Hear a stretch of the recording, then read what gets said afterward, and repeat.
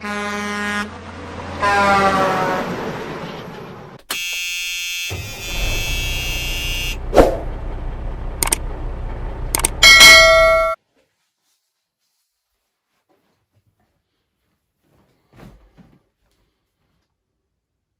up, my box truck bosses? It's the business doctor, and welcome back to Box Truck Bank, where we discuss all things box truck.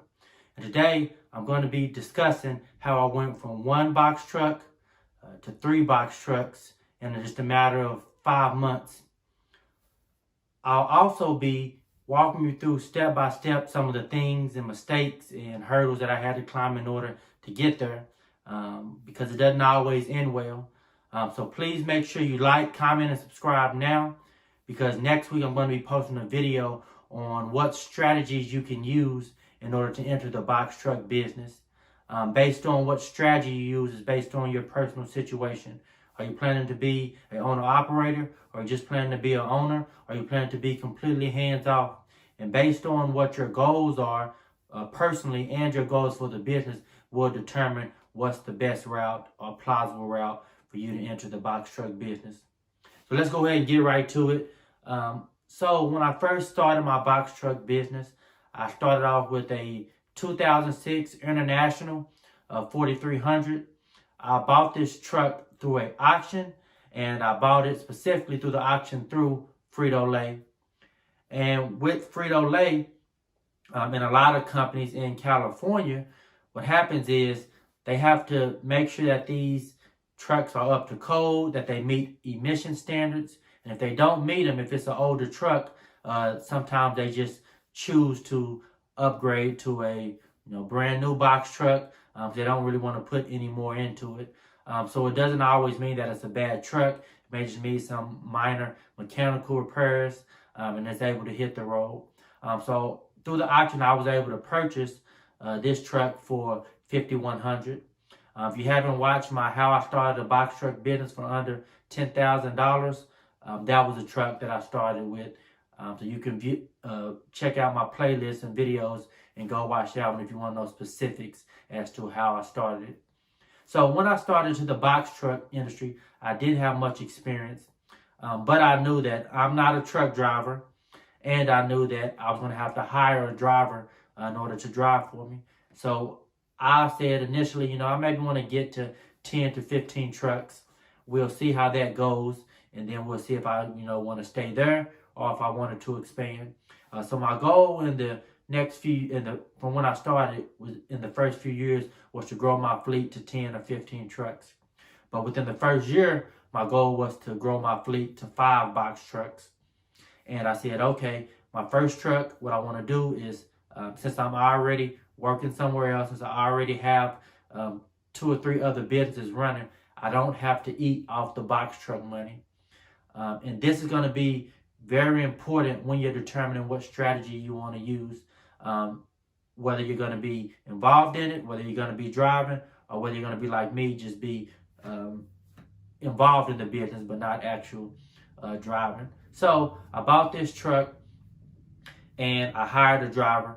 Now, I made some mistakes hiring a driver. I need to add that to my video list to post a video on what to look for in drivers. But I really didn't know exactly what to look for in a driver. I know I wanted them to be dependable. I wanted them to be detail-oriented. So when I hired this driver, things went well the first month. Booking loads. My authority is new, but you can still book loads even when your authority is new. You just may spend hours and hours, maybe even a day, calling brokers, because some brokers won't work with you if your authority is new. But it's not impossible. It just takes more persistence, and it takes more calls and more emails. But you can book loads in my truck. Stay busy maybe one day out the month. I had an issue, but 1 to 2 days a month at most when your authority is new. But you have to be persistent. A matter of seconds or minutes, you can lose a load. So you really have to be quick. It can't be something that you want to do on the side or something when you feel like it. That driver's waiting, time is money, and you have to get that truck on the road. So the first few weeks went well on booking loads. And then my driver calls me and tells me he has some issues with the truck. And I'll explain that in another video. But the truck wasn't getting over like 55, 60 miles an hour.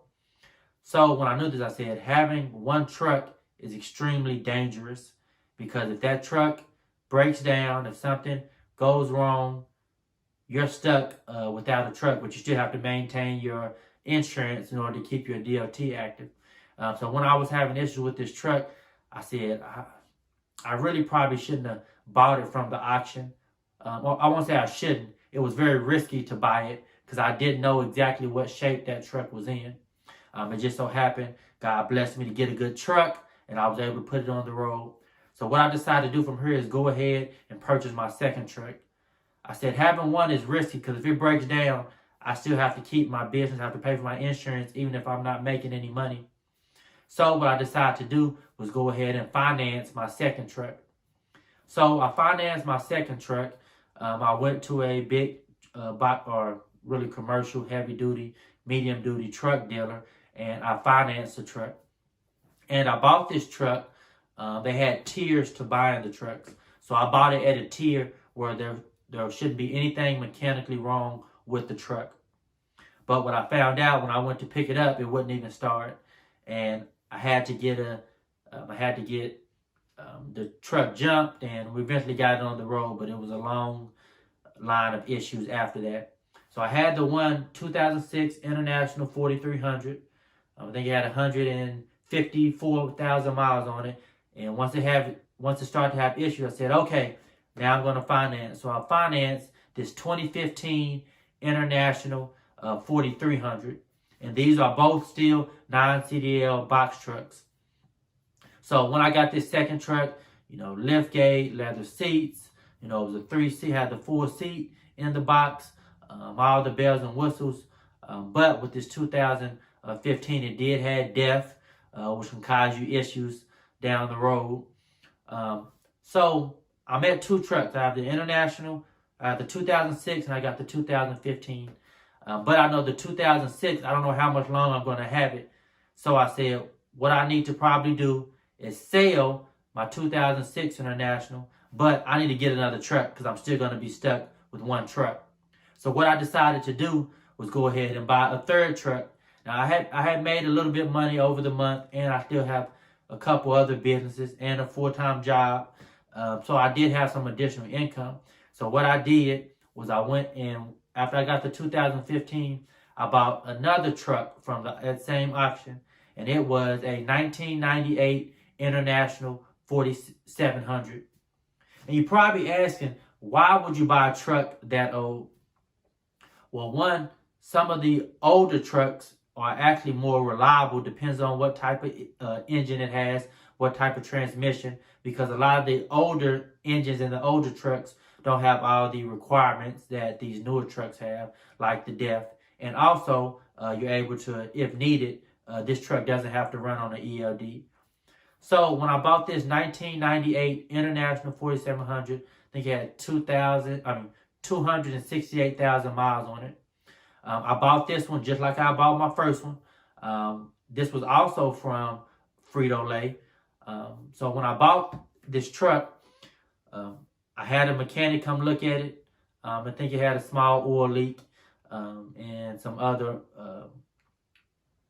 mechanical things that were minor, but wasn't prevented from being driven. So I drove it. It was only about maybe a couple 100 miles away from where I lived at. So I got the truck.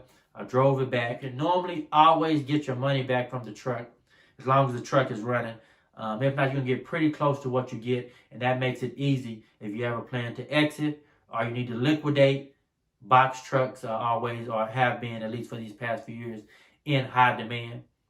So with this last truck, the International 1998, it was a good truck. It was actually a really good engine in it, better than a lot of the other engines in box trucks. Some people were willing to give me $8,000 just for my engine alone on this truck.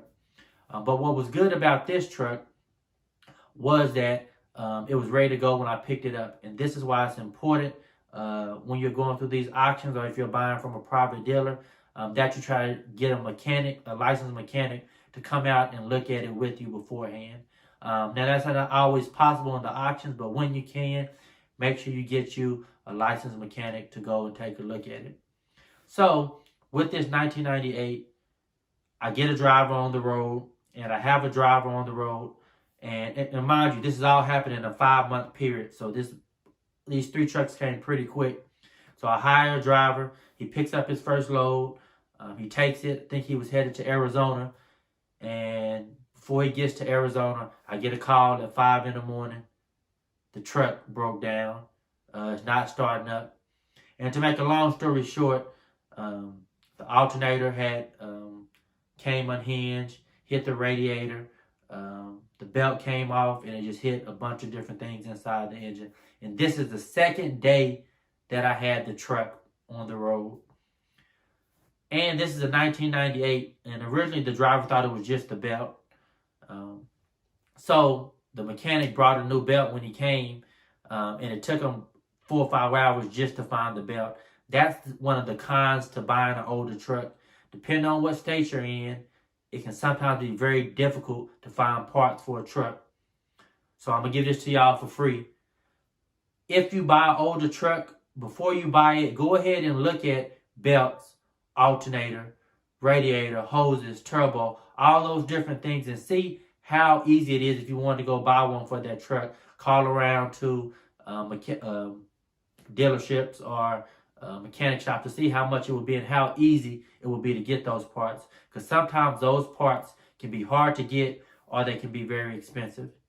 So long story short, my 3rd truck ended up, I had to leave it there, end up auctioning it off. Is always, I think it's whether you're an owner-operator or if you're completely not involved with your business, or if you're a driver, it's important to try to strategically plan out how can I get to that second truck, because it's very dangerous if you don't have a savings or a cash reserves in order to be able to handle any mechanical repairs or handle a truck when it's down. I've had some trucks that have been down for 2 or 3 months, and that can be a financial constraint on you if you're trying to do other things or grow the business. So I was back down to 1 truck, but within the next 6 months, I was able to build my fleet back up to 4 trucks. So I'll be posting another video within a couple of weeks of how I got back from 1 truck back up to grew my fleet to 4. So don't forget to like, comment, and subscribe, and please hit the bell so that you can be notified when I post. And as I end, keep trucking, box truck bosses. I'll see you next time.